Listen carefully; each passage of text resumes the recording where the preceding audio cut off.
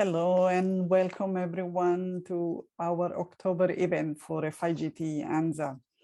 I'm going to start by introducing what is FIGT, and I'm going to share my screen.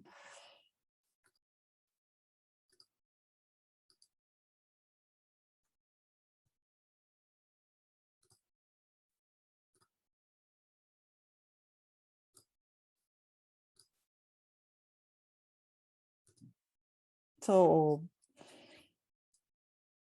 what is FIGT? Families in Global Transition is an international not-for-profit organization whose mission is to be a welcoming forum for globally mobile individuals, families, and those working with them. It aims to be a platform for cross-sector connections to share research and develop best practices that support the growth, success, and well-being of people crossing cultures around the world.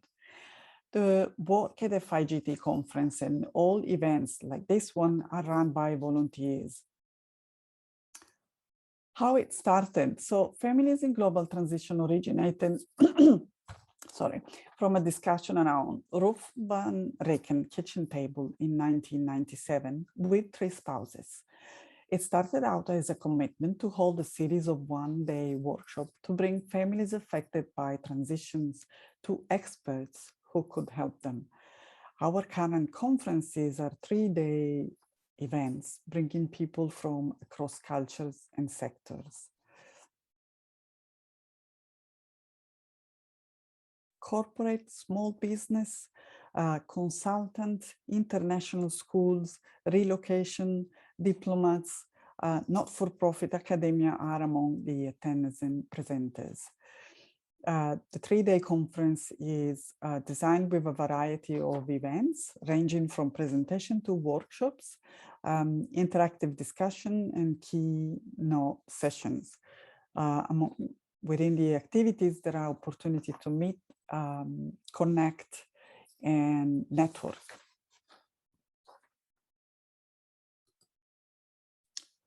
Who we are. So my name is Sarah. I'm a cross-culture trainer and a life coach.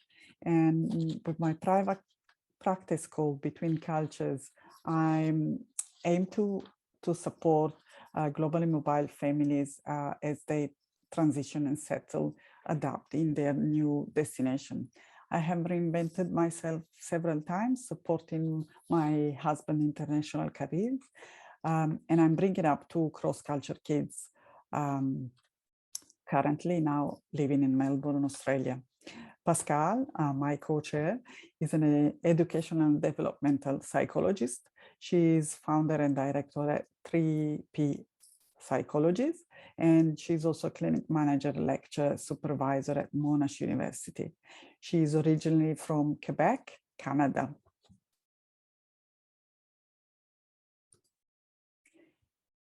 The aims and the vision for the ANZA affiliate. So we would like to facilitate the communication about global migration and associated issues by encouraging exchanges and cooperation amongst professionals and organizations. Bring values and expertise of FIGT locally. We provide support and services for those needing direction, such as welcoming events, family gatherings, professional development and training. We disseminate information about understanding cross-culture, living coping strategies, and supporting implementation of these strategies. We continue the work of FIGT beyond the annual conference and by organizing monthly gatherings for stakeholders such as lectures, presentation, workshop, professional development, newcomer, welcoming, networking events.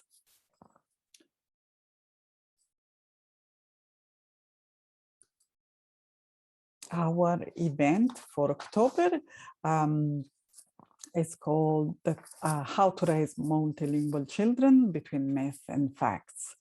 When living abroad, one of the aspects of the global life which impacts and worry many parents is how their children will navigate languages. While many parents happen to be bilingual themselves, Serial mobile experiences imply that their children might have to learn more than 2 languages. Growing up with multiple languages is a great asset in our globalized world. If you consider that more than half of the world population speaks more than 1 language on a regular basis, but still misunderstandings and false beliefs can be found in society. In this talk, Karin, Martin, and Ute Limacher-Riebold will shed light on some of the misconceptions related to raising multilingual children.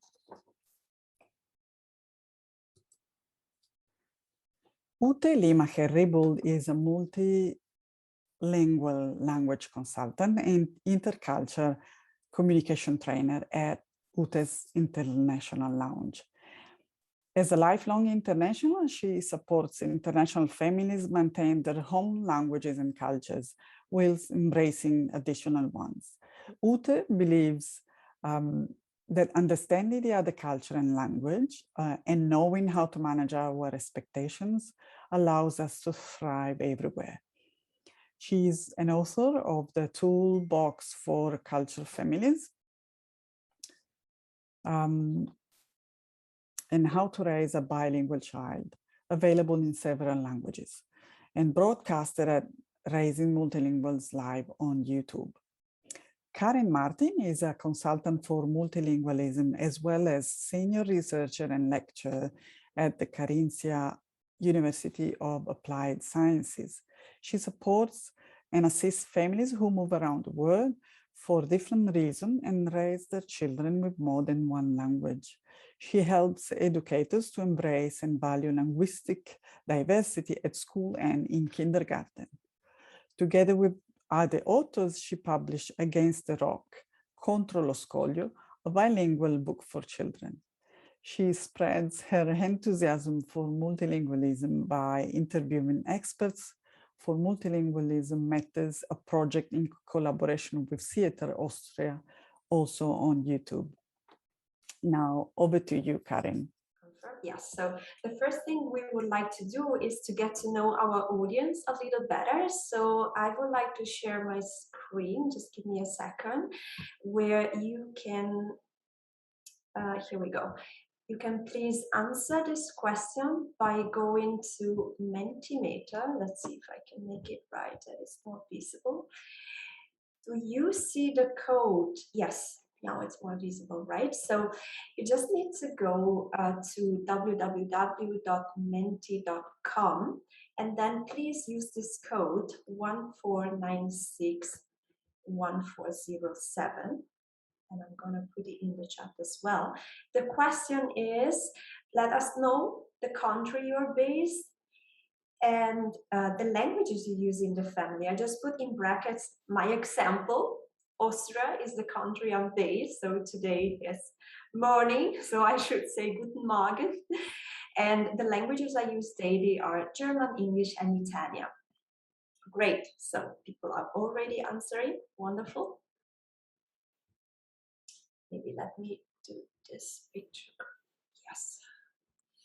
Wow, Australia, French, Polish, English, Australia, English, Mandarin, Chinese, Thailand, nice, Japanese, German, Thai, English, Netherlands, Dutch, Spanish, English, Australia, English, Thai, Greek, Mandarin, English and French, Italy, Italian and Spanish, Buenos dias, Japan, English, Japanese, Cantonese, Australia, English, Portuguese, wow.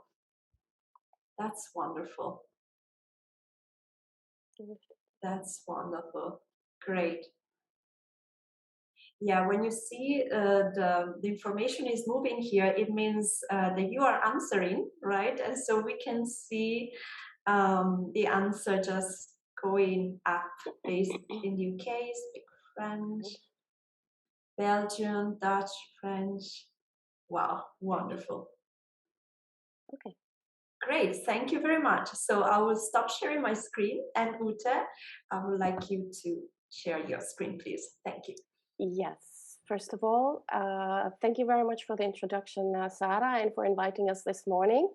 to this great talk. And yes, this opportunity that FIGT ANZA is offering to the community, to those who are interested in this topic that we are going to share this morning.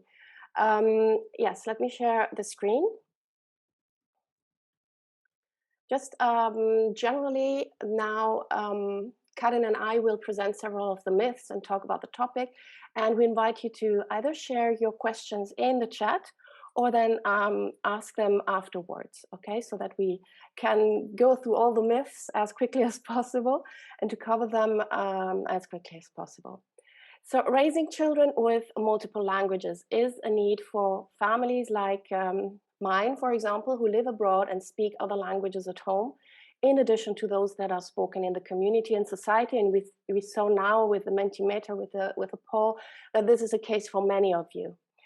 How can we do this? Well, there is not one solution that fits all, but many, many ways to do it right. And every child and every family deserves a tailored solution. Karin and I are we both support multilingual families to maintain and foster their home languages whilst embracing the community languages where they live in the best possible, healthiest and most harmonious way.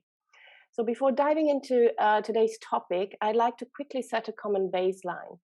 It concerns the use of the term bilingual or multilingual. There could be also plurilingual, but let's not go there. It's a little bit more to confuse. Since several years, the terms bilingual and multilingual are used interchangeably.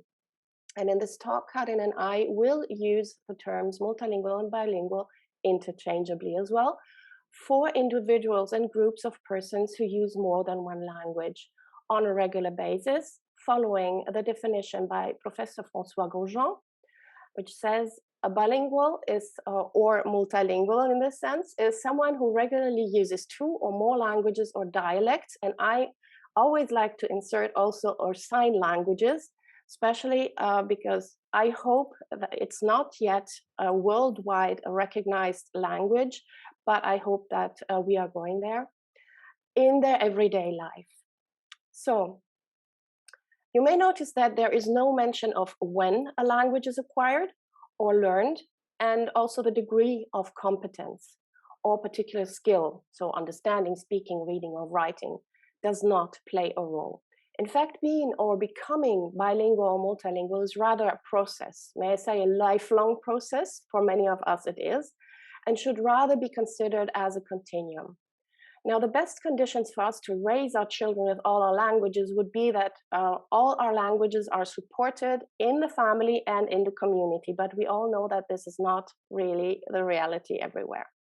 When raising our children with multiple languages, we are very often confronted with assumptions, misconceptions, judgments from people who are not that familiar with what we do and how we do this. And this is why Karin and I decided to focus on some of these misconceptions or myths related to using more than one language. As we could easily speak for hours about these 6 myths that we chose for today, we will try to keep it very short and focus on the following 4 questions for each myth. So these are the questions that we will cover for each myth. So where does the myth come from? Because every myth has a reason to be. What is true? Because every myth is based on an assumption or a truth, something that is true. Otherwise, it wouldn't be so persistent. What is not true? Because like most misconceptions and judgments, these myths would only apply to particular specific cases. Yeah? And then what do we learn from this?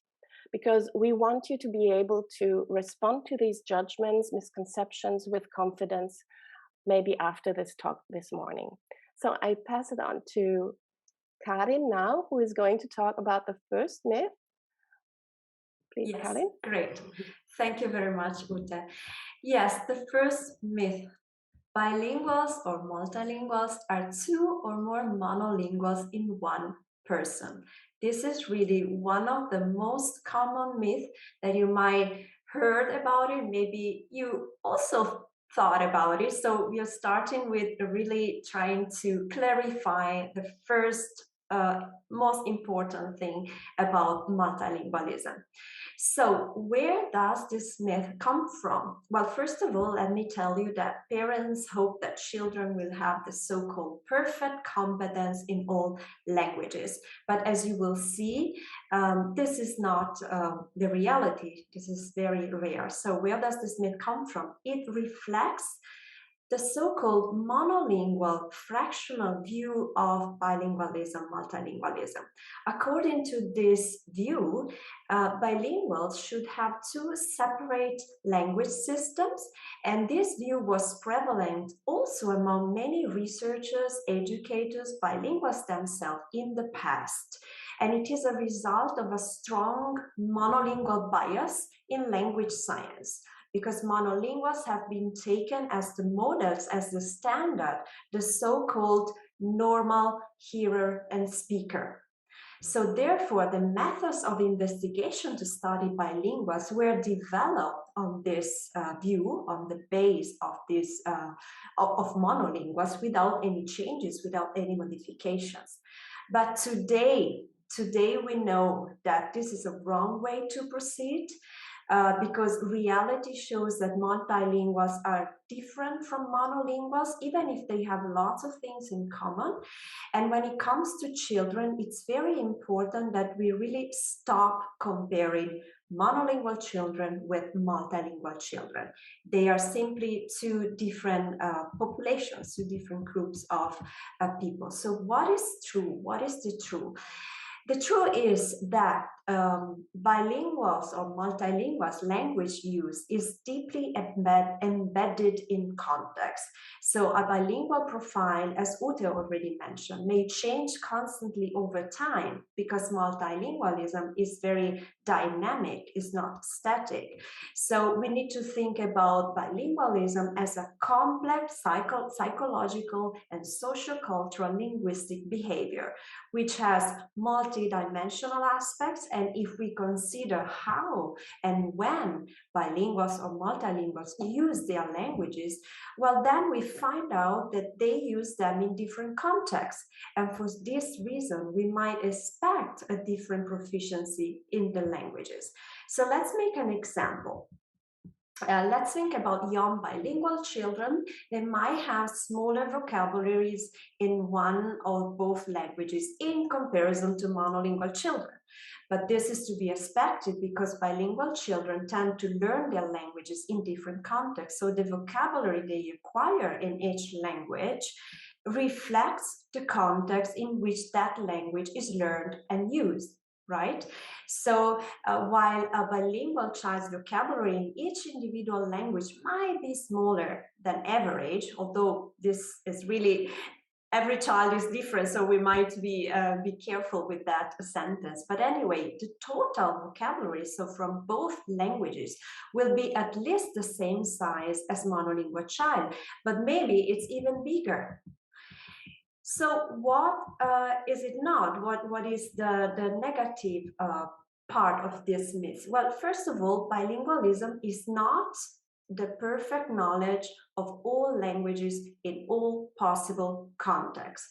So let's make another example. A child might use some terms refer to her familiar context in the family, or maybe more than one language in the family. There's also this situation. And so not knowing that term in the school language, or it might be the other way around. It might be that the child is studying, for example, science. Okay, let's say the example, the water cycle. So the child is studying terms like evaporation, condensation in the school language. And we shouldn't take for granted that she knows the label, so the same term, the same concept in the other language, because maybe this is not a topic that you talk every day with your mom, right, about water cycle. So the small differences that distinguish bilinguals from monolinguals are trivial in comparison to the advantages bilingual children have from knowing more than one language. And this is something we want to be really, really clear. Let's move on to the negative consequences of this monolingual view of bilingualism. Well, the first negative consequence is that bilinguals have been usually evaluated in terms of fluency and balance in their languages, generating the idea of a perfect bilingual, which doesn't exist. The perfect bilingual is just an idealized concept, a rare condition, because the majority of people using languages on a daily basis are considered somehow less bilinguals, maybe because they have an accent, maybe because they do not remember a particular term in one of the language. Another consequence is that language skills have been evaluated in terms of monolingual standards. And the tests sometimes that we are using are just simply not appropriate. And the third consequence is that this monolingual view considers bilinguals as an exception. We already mentioned that more than half of the population is multilingual, so they're not an exception, they're actually the norm, right? And as a consequence, often bilinguals or people who use these languages on a daily basis, they feel somehow inadequate, and they evaluate their language competence in a very strict way. So they criticize their own competences. They tend even to hide their weaker language to follow the monolingual norm.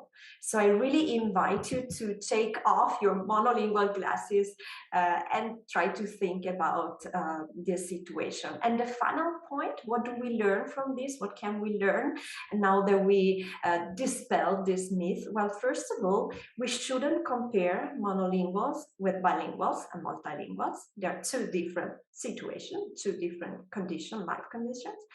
And we need to have realistic expectations.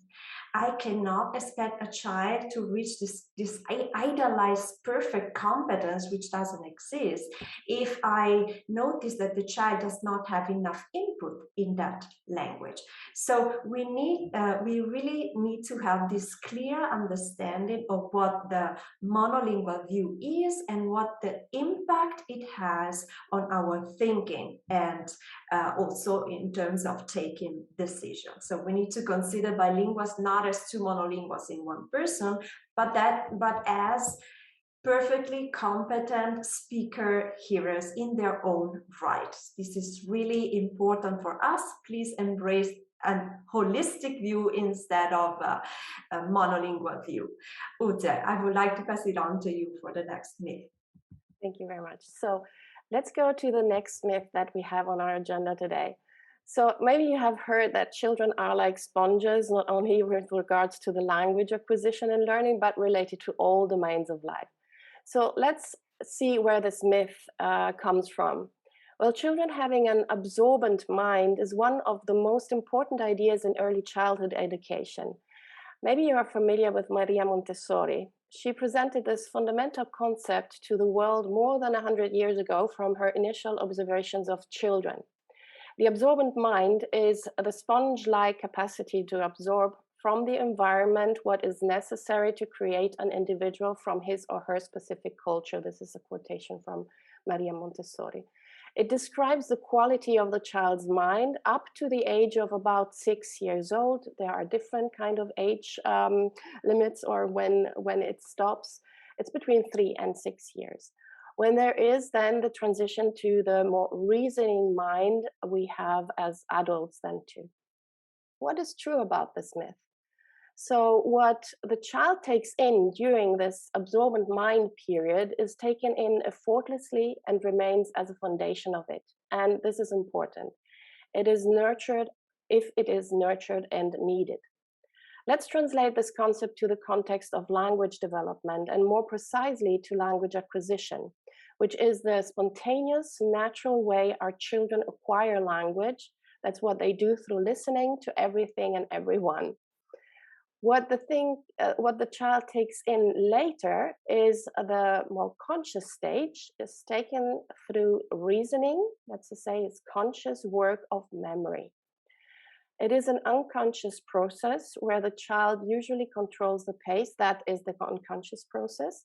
And the language learning process is the stage where it is a more intentional process, the learning the language, for example, at school, in formal setting, and where the teacher controls the pace.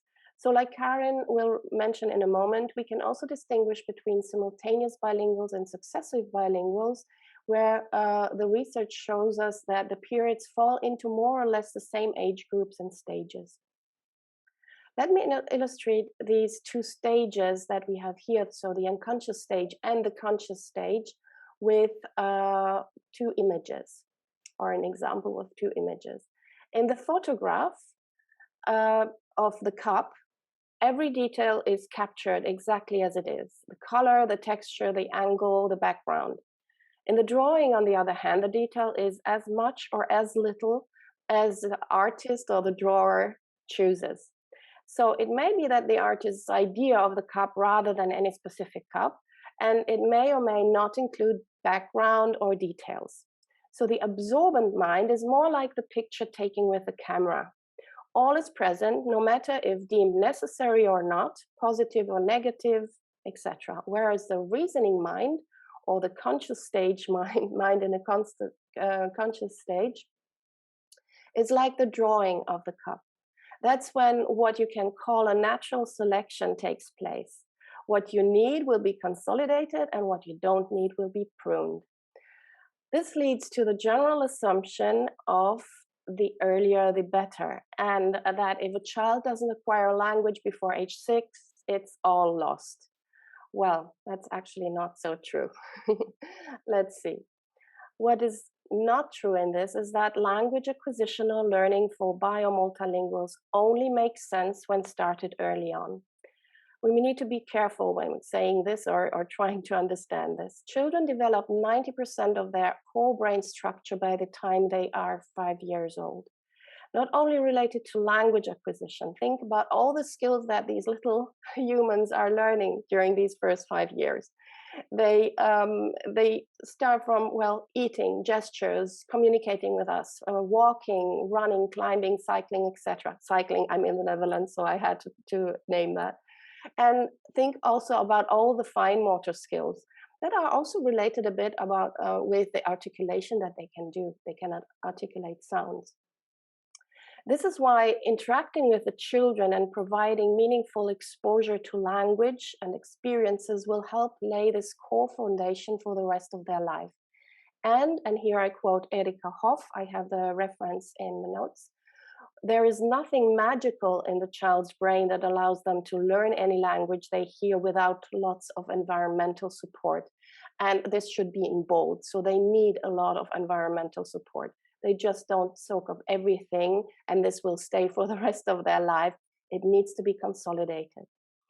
Fact is that each stage, each age has its advantages towards language acquisition and learning.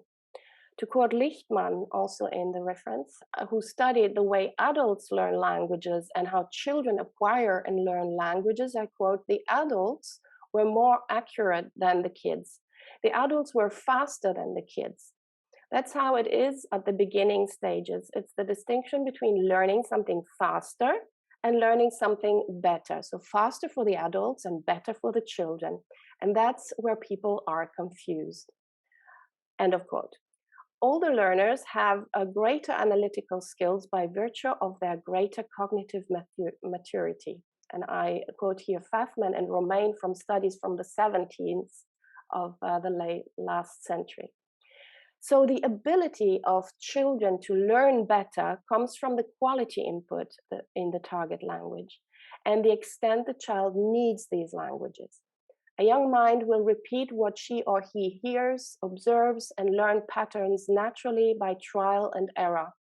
A less young mind, or one where the language foundations are laid maybe on 2 languages to start with, so a mind and a mind of an older child will learn the languages from another perspective and will link what is learned to what he or she already knows from the other languages. So what do we learn from this? Although comparing our little ones to sponges will probably be something difficult to avoid, we need to be aware that if we shower our babies and toddlers with languages, only what they need and are prompted to use and can make sense of will stick and consolidate over time. So again, multilingual children are not two monolinguals in one. The child and the adult will develop competencies in each language to the extent required by his or her needs and those of the environment. So please keep this in mind and think about it when you use this metaphor of children being a sponge. Karin, to you. Thank you very much. Let's move on with the next myth that we want to talk about today. Multilinguals, we talk later than monolinguals. This is something that worried many parents, something that might be even scary because you already quickly think about language problems, language disability, and so on. So let's start with thinking about where does this myth come from? Well, this myth comes from a place of fear and worries. So we fear that the child doesn't hit or will not hit the milestones in language development. But it is also a myth that comes from lack of knowledge. We think we know how it works, right? Because language is something that we take for granted. We all acquire at least one language in our life, and we think we know exactly how it is supposed to be, how it is supposed to work. So if it doesn't work as we think, we get really worried. What is then the truth? What is the fact? The fact is some children are late talkers, full stop. This is true of children growing up with one language, two languages, or more languages. So usually children who learn two languages should begin talking at the same time as those who are learning just one. However, yes, it can happen that some children start later. So it's also important to know that some children may start speaking even earlier than expected, while others could be later, regardless if they are raised monolingually or multilingually. So we really want to make clear that it's not something that is connected to the bilingual or multilingual condition. So research shows that both monolingual and bilingual children meet language developmental milestones within the same time frames. And I really underline time frames. It's not something that happened in one day. It's a process. We mentioned already that bilingualism, multilingualism is very dynamic. So every child is different, and one needs to consider the specific individual situation, in particular the onset, the first contact with the new language. So it's important to distinguish between two main and most common types of bilingualism: simultaneous and sequential or successive. There are different terms for that. So very briefly, simultaneous bilingualism is the idea, the situation where children are acquiring the languages from birth. So from the moment they are born. Actually, it starts even earlier, as we know, when children are still in the womb. But anyway, simultaneously from birth. And the other term is sequential bilingualism. Usually after the age of 3, there are different studies about that. But even later, it's not happening from birth, it's starting later, right? And it's important that there are some similarities, but there are also some differences in these two conditions. I would like just to go a little bit deeper in the simultaneous bilingualism. because the child seems to go through 2 stages, and the first stage is called the undifferentiated stage. This is a stage where a single language system comprising of both languages is formed. And the very same processes that a monolingual child develops occur at the same time as monolinguals. So this meaning that they achieve the same fundamental milestones in language development with respect to babbling, for example, their first words, the emergence of word combinations, and so on, despite the fact that they have less exposure to each language compared to their monolingual counterparts. So what is important to remember here, the only difference is that both languages may be used interchangeably. So in the same sentence or even within the same word. So children at this point are blending and mixing languages together. And I know Ute will go even deeper on this topic later on. The other phase is called the differentiated stage. This is when the child differentiates or starts to differentiate between the languages and uses them as separate systems for different purposes and sometimes with different people. Also remember that children are not only learning and acquiring the languages, they are also learning communication skills, right? They know exactly with whom they can speak which language. So what is not true about this myth? There is currently no empirical evidence to link bilingualism to language delay. So dual language learning does not cause confusions or language delays in young children. There is no evidence that this kind of delay has any long-term effects on the child's speech. And it's important, nonetheless, to observe that if there are problems with language development, this will be usually visible in every language, whether the child is exposed to one language, two language, or more. What do we learn from this? Well, first of all, have patience. Key word for today, be patient. But if you're worried, we believe that it's not okay to wait, okay? We better take action. So observe your child as an individual and not as somebody who has to fit the norm, as we mentioned already. We know that in many countries, there are this early detection, this early screening. These are tools that are used, for example, in kindergarten. They test children around at the age of 2 years old, and they can identify those who might have some difficulties in the future. So they are so-called at-risk children, right? We know that it's not everywhere. I know in Italy, many regions, they're doing this, but in Austria, for example, they are not doing this. And that's why we really think that if you're worried, please make sure to take action.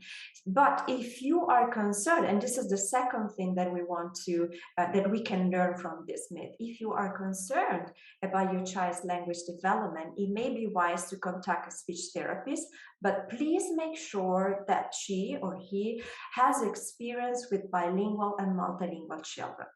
This is a key point because sometimes it's very difficult to distinguish between a normal delay or a language problem or other condition, even for experts, right? So if they do not have this experience, they might it might be tricky, right? So please make sure that they are well informed about bilingual and multilingual language development, because the speech therapist should engage the family in an informed decision process, right? Using powerful evidence from current research.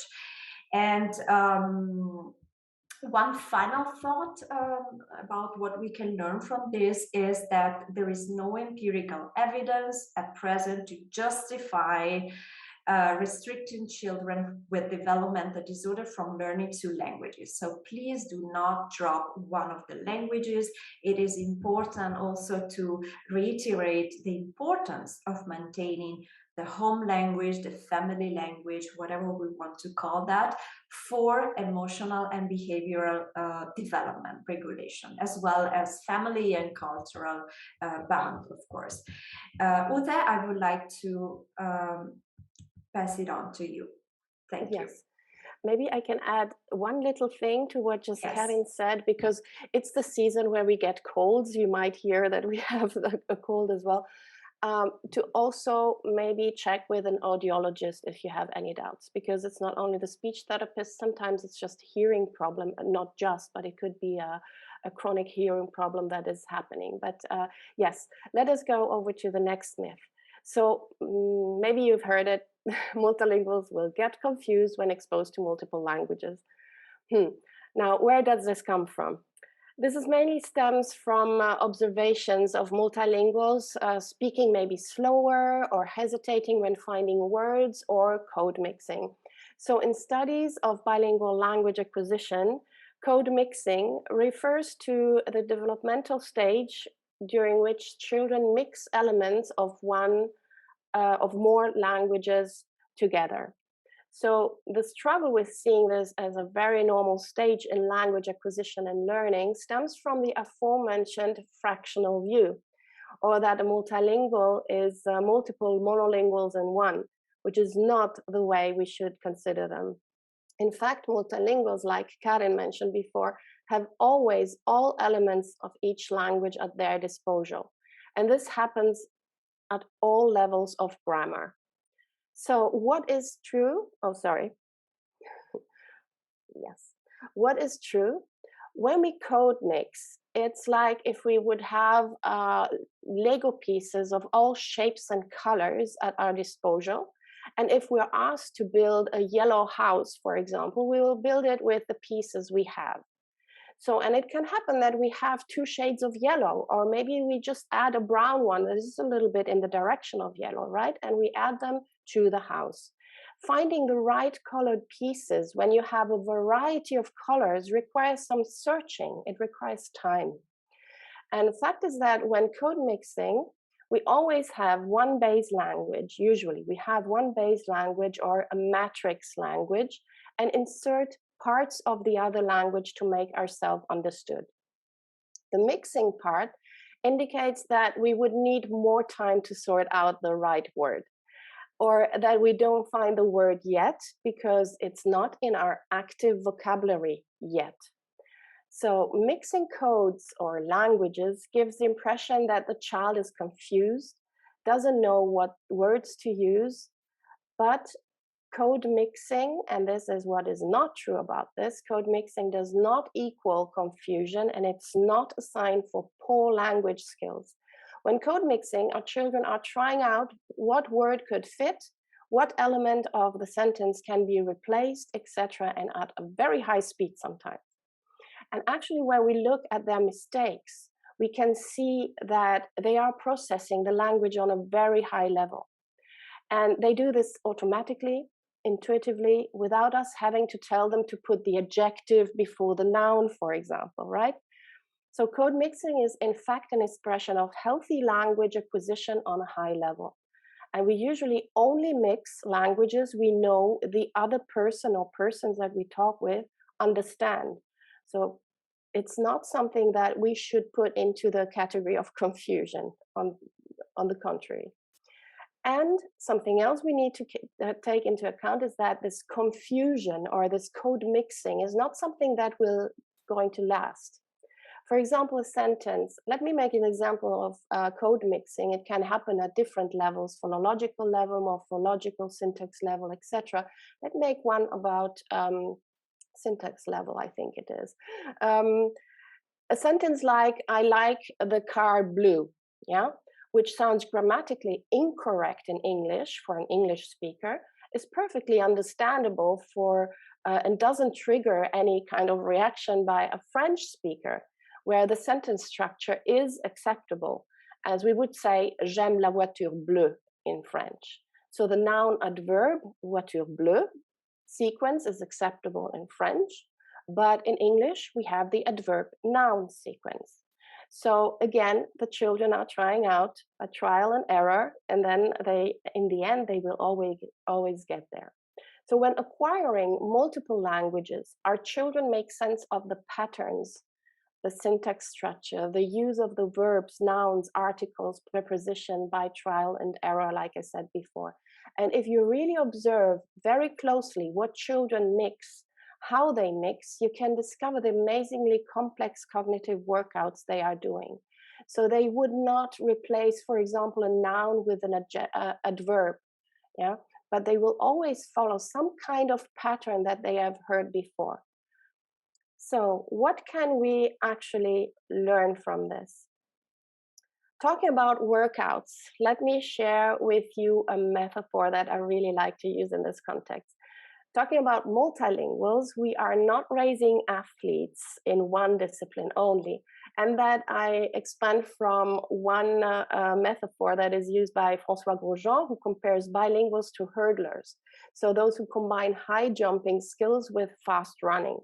Raising multilinguals, if you continue this metaphor, means that we are raising triathletes or more. Yeah, we are raising multi-competent multilinguals who can achieve high levels of competence in 3 or more sports/languages. So I recommend, with this regards, with the subject about multi-competent multilinguals, to read the studies by Vivian Cook and Lee Wei about the multi-competent multilinguals. So, and I go over to the next myth that is on our agenda. So here we have an image of these triathletes. The next myth is quite persistent, right? That children copy accents and pick up mistakes. Where does this myth actually come from? Actually, if we think that children are like sponges, like what we said before, and copy everything, they will obviously also copy accents and mistakes, right? Well, I need to mention a paradox that adds to this myth and makes it even a little bit more complicated. First, it is the assumption that native speaker equals monolingual speaker. And second, that monolinguals do not have an accent. When talking about native speakers, people still assume that it is someone who speaks without an accent and without making mistakes. Think about yourself. Maybe you thought about that, or yes, what your take is on this. And this opposes, again, multilinguals to monolinguals once again, and denies users of more than one language to ever achieve any kind of linguistic nativeness, or you may also sometimes hear another term in this context that is nearly nativeness. It's like you're not that enough, yeah, you're not fluent enough in that language, actually. It's terrible. When accents are, furthermore, when accents are considered a liability, they are a threat and must be remedied. This is another thing that comes with this preconception of accents. Having an accent is something negative. I quote here Alice Foucault from the Ghent University. People make judgments about people with foreign accents in jobs, criminal cases, in all kind of different settings, at school, in society, etc. End of quote.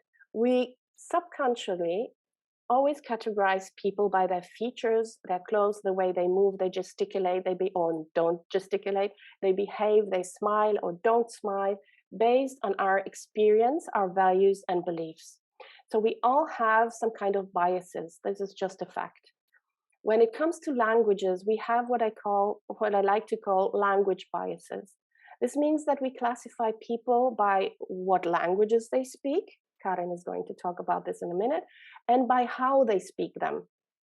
Another reason for this myth is that multilinguals are compared to multiple monolinguals in each language and not as multilinguals, like Karin mentioned before.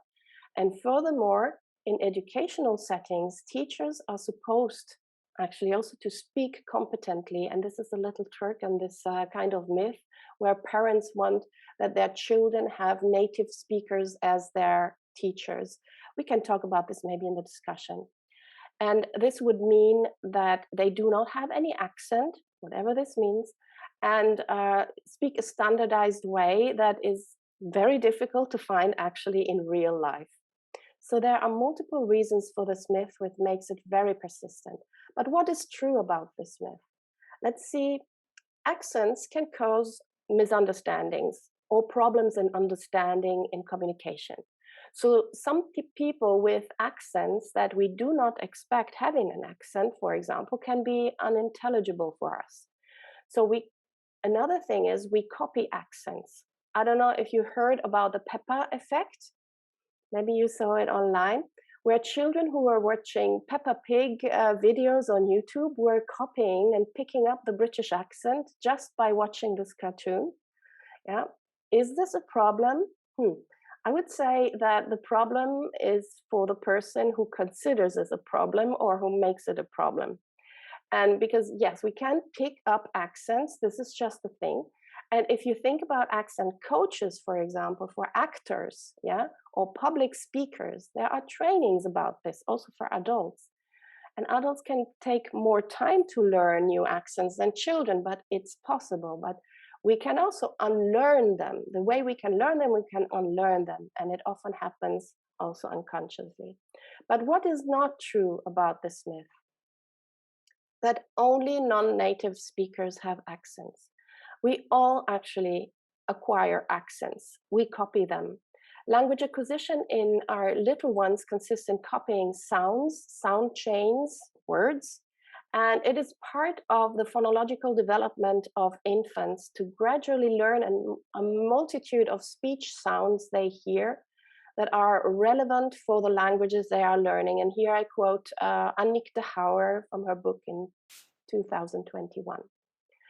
We all might have experienced misunderstandings and judgments based on the way we articulate sounds in a language. We might prefer the most standardized versions for reasons that are related with the fact that we don't want to stand out, but fit in. Fact is that children copy the way the parents speak and the teachers speak, everyone around them speak. We do not live in a bubble, yeah? We need also different registers, different accents sometimes to adjust to our surroundings.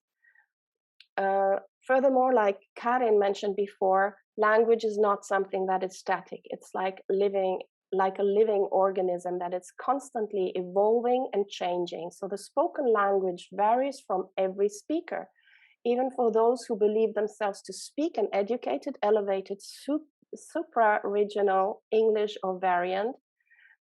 Standard language and not accent are rare, or let's say rather constructs. We may hear them on stage, for example, in a theater, but not that much on the street.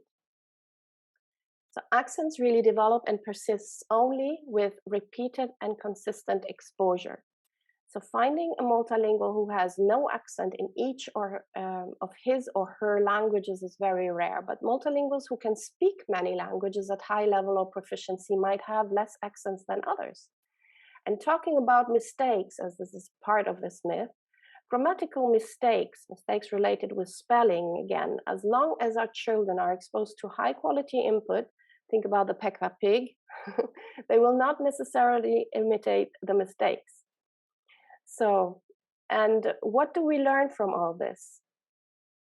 If our aim for our children is to understand and communicate effectively with people from a broad range of linguistic backgrounds and to communicate in a very effective way, we should rather expose them to a variety of accents. So I invite you to avoid accent discrimination. When raising multilinguals, we raise actually flexible and not judgmental little beings who have the gift of being able to understand a variety of languages and registers. So, and they will be able to look beyond the accents and focus on what is really important, what the other person is saying and not how she's saying it. And this is a great advantage of multilinguals. Allow me now to close with a quote by François Grosjean about this topic. It is an incredible advantage of growing up multilingual, having an accent, exposed to a variety of languages and of accents. it makes the speaker also more flexible, less judgmental, and way more understanding of a variety of ways to say things. So this is actually the advantage of having accents and of actually understanding them all. So Karin, up to you. Yes, thank you. So we are almost at the end of our talk today. This is going to be the last myth we are going to discuss, and then we'll move on with the Q&A session. Myth 6 is some languages are useless, or some languages are not worth learning. I'd rather concentrate on more useful languages. This is also something we hear very often. And let's start with, where does this myth come from? Well, probably three things need to be mentioned here. The first one is that this idea that our brain is kind of a box with limited space, and we'd rather concentrate on doing useful things because there's no space for everything, right?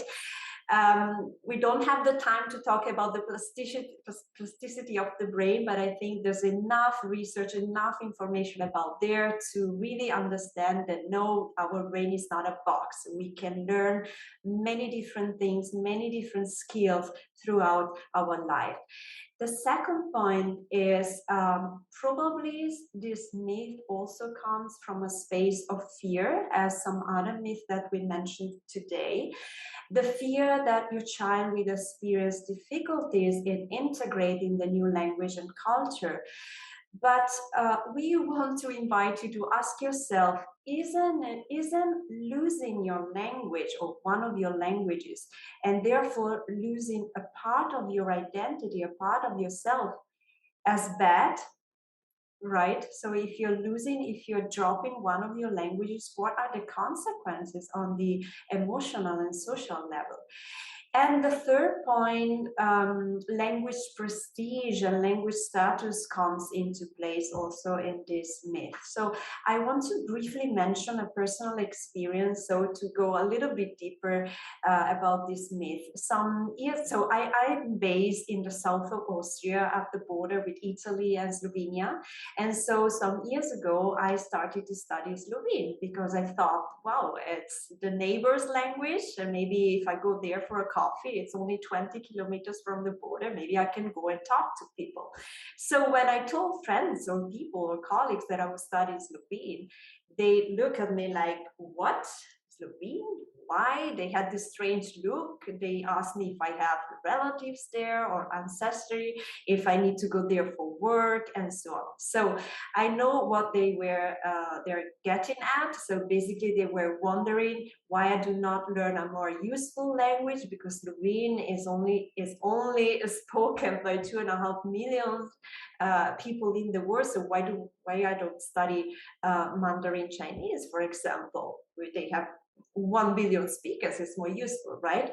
But the point is, sure, it would be make more sense for me to be learning one of those languages, but I'm not sure if this is what I want, right? Is that really good enough reason to learn a language? Will that reason alone keep me motivated on a long journey to fluency or something like that? So for me, the answer is no. So really, this idea of languages being useful or useless is really, it's up to you. It's a very individual decision.